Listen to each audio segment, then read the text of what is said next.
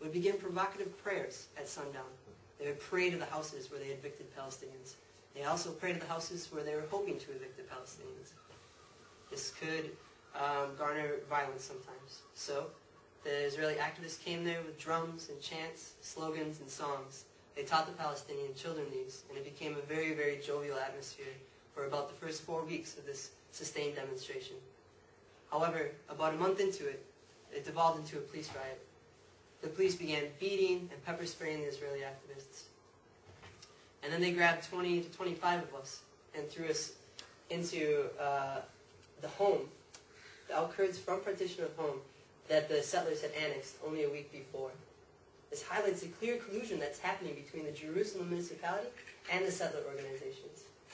But as I was grabbed and put in this home, it was clear that this wasn't made for living, to put people to sustain themselves and thrive. There was mud on the walls, it was dirty.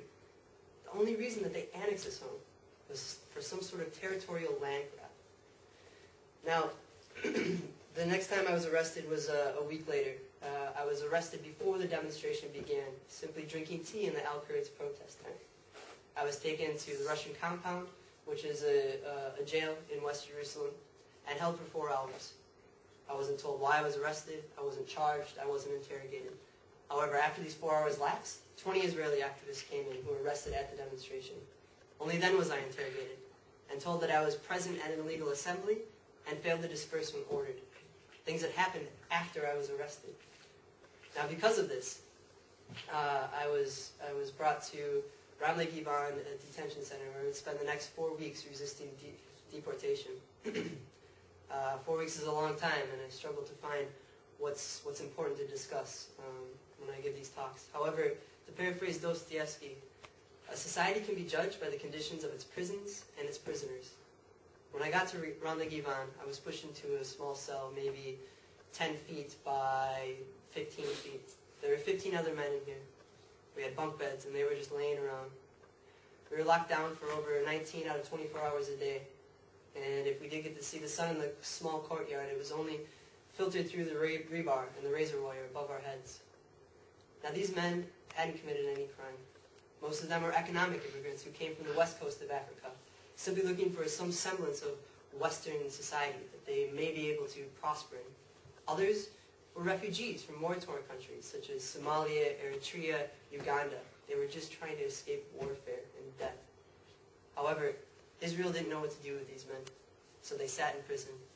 Some for 6 months, 2 years, 4 years. But you never needed to ask.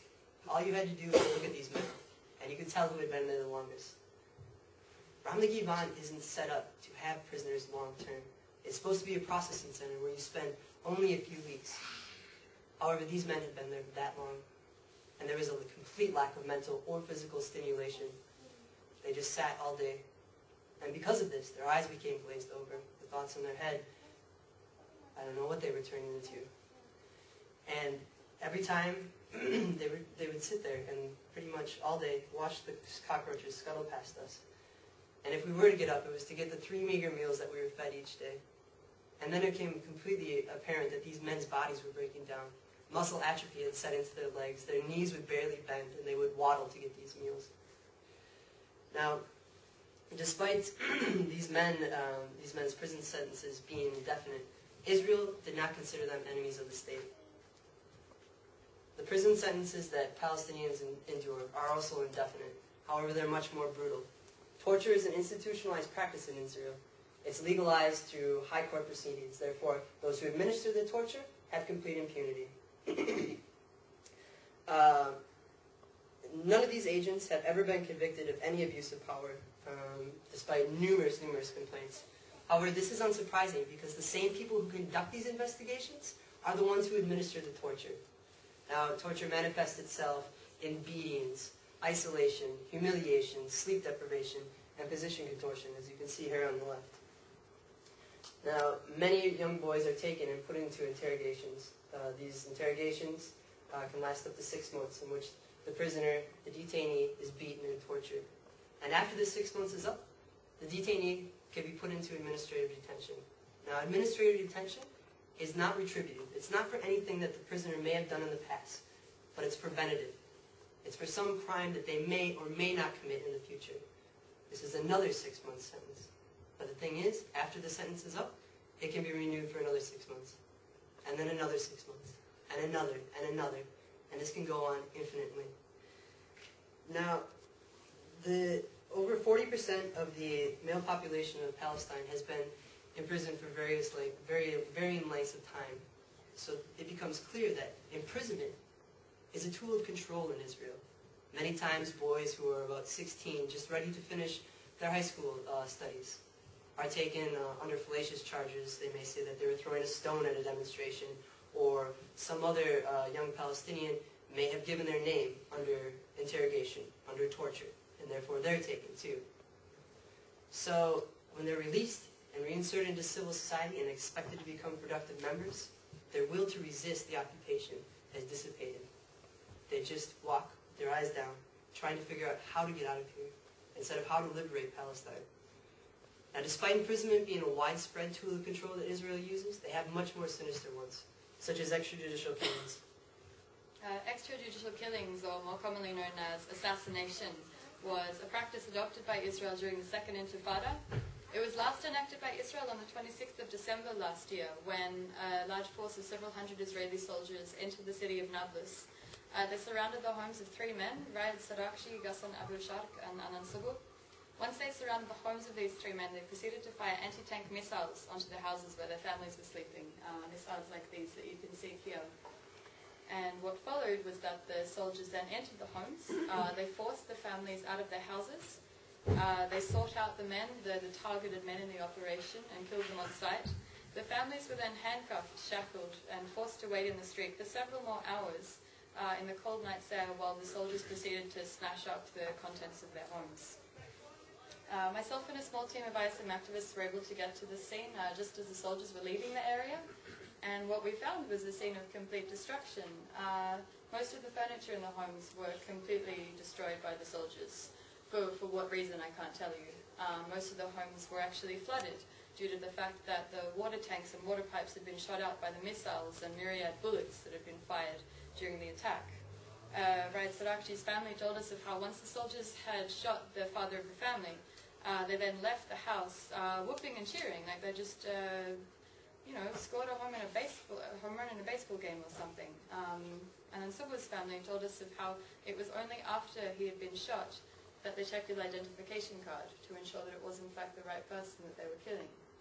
And this wouldn't be the first time. Israel's policy of assassination resulted in the deaths of 700 people between the year 2000 and 2008. Now, while approximately 500 of these people were the so-called wanted or targeted people in these operations, it leaves 200 people unaccounted for, 200 people that were not the targeted people in these operations, innocent bystanders in the wrong place at the wrong time. And I think it's statistics like this that really illustrate the completely arbitrary nature of practices like assassination, like imprisonment. It's not to go after one specific person. It's simply to proliferate the culture of fear that Israel would love so dearly to ingrain the entire Palestinian population with, to prevent them from even engaging in the idea of resistance, to show them what they're up against. Now, we witnessed the manifestation of military violence in countless ways during our time in Palestine, not just such occasions as this. Military violence, we witnessed a significant increase of during non-violent peaceful demonstrations in the West Bank and East Jerusalem. What this translated into on the ground was the increased use of live ammunition, small caliber .22 ammunition, rubber-coated steel bullets, tear gas projectiles, and sound bombs. And it's worth noting that Israel violates pretty much all international law in the use of these weapons. Live ammunition, you're meant to shoot below the knees, rubber-coated steel bullets from a distance of at least 150 meters, etc., etc. Whereas we can point to the countless number of injuries and deaths that have occurred as a result of Israel's misuse of these weapons. The photograph here is from an Israeli soldier in Iraq, Bahrain. He's firing live ammunition at the crowd. This photograph was taken on the 20th of April this year. And on this day, it actually resulted in the deaths of 2 young boys. The names were Mohammed Qudus and Usaid Qudus. This photograph, it's an X-ray of Usaid's skull. He was 16 years old when he was killed by the Israeli military. And this X-ray was actually quite an important piece of evidence in the case that people attempted to launch against the Israeli military for what happened that day. Obviously there was massive outcry from the Palestinian community, and the Israeli military spokespeople incredibly tried to claim, first of all, that they had not been firing live ammunition that day. Now when this X-ray surfaced, it became impossible for them to deny that.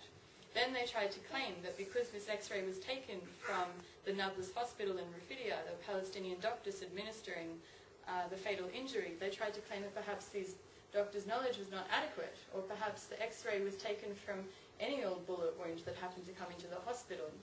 And when it was proved that it was in fact the Sayyid Qudus' skull that we were looking at in this photograph, they tried to claim that perhaps it was not the Israeli army that was firing live ammunition in Iraq during that day. Perhaps the Palestinian Authority police had somehow magically materialized on the scene and begun firing live ammunition at other Palestinians.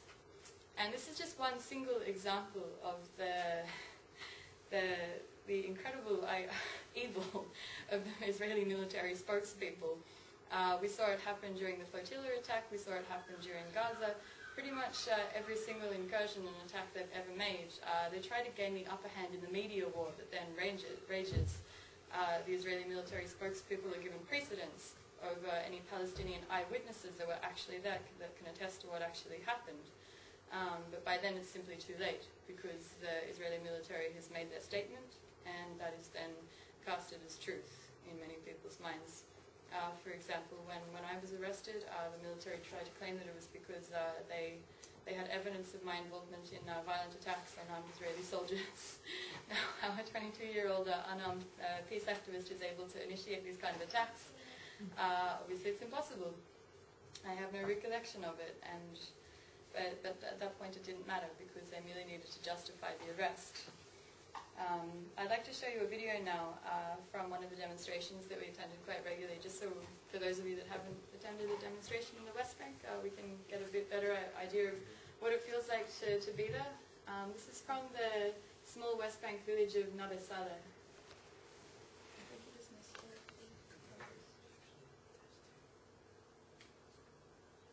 Nablus began demonstrating against the illegal Israeli settlement of Halamesh that has annexed most of the land and water resources. They began in January this year, and the demonstration has quickly gained a reputation for being one of the most violent in the West Bank. If we can get it to that. Why don't you just go back to the beginning? And the reason why it's quickly become one of the most violent is well, as demonstrations will usually take place outside of a village, we'll march from the village either to the illegal apartheid wall or the land that we're trying to reach and gain access to.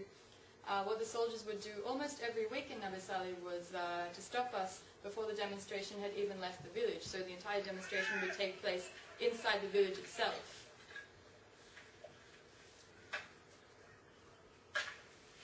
And what this meant is that all of these weapons...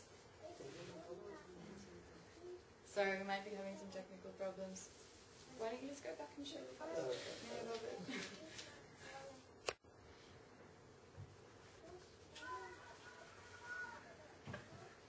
So what it means is that most of these weapons that I just told you about, they were being used against civilians inside their own village. Obviously there's hundreds of people that live in Nablus that would like not to go out and demonstrate every single week. Perhaps they're too young, they're too old, they're too sick, they can't run. But when their village is invaded by Israeli soldiers on a weekly basis, it became impossible. They were forced to participate in the demonstration whether they liked to or not. This is a new weapon that the Israeli military is using. It fires off 30 rounds of tear gas in about 10 seconds.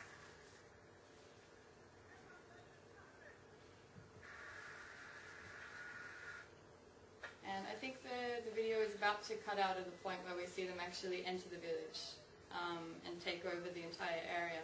But what would usually happen is that they would actually occupy several strategically placed Palestinian homes inside the village.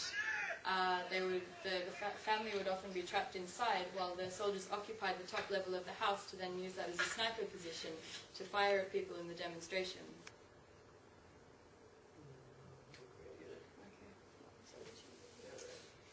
Now, on this day, the Israeli military took over a house, and they were using it as a sniper position.